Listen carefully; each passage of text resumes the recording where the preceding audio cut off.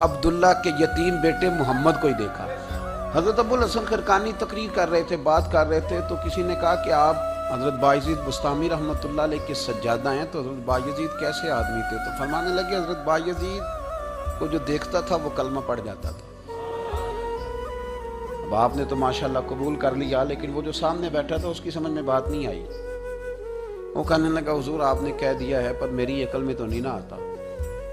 नहीं आता जिसकी अकल में, तो फिर उसकी अकल में। तो कहा कि जो देखता था हजरत बायजीद को कलमा पड़ जाता था। तो हजरत अबुल हसन खरकानी से वो शख्स कहने लगा, जी बाबा जी आप अजीब बात कर रहे हैं कि देखा और कलमा पड़ गया। बंदा बंदा देखने से कैसे कलमा पड़ सकता है? अबू जाल ने बड़ी जगह हुजूर को देखा था, उसने तो कलमा नहीं पढ़ा।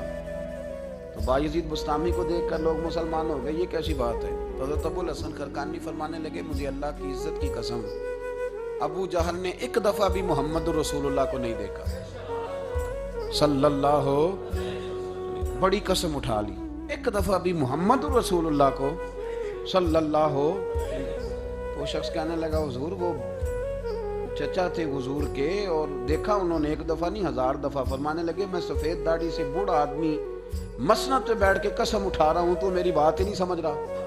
नहीं देखा अबू जहल ने मोहम्मद रसूलुल्लाह सल्लल्लाहु अलैहि वसल्लम को नहीं देखा। तो कहा फिर किसे देखा?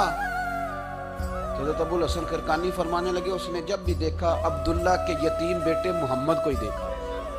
ये वही अब्दुल्ला का यतीम बेटा जो यहाँ रहता था। एक दफा भी इस नजर से देखता ना कि ये अल्लाह के रसूल है, तो फौरन कलमा पढ़ के मुसलमान हो जाता।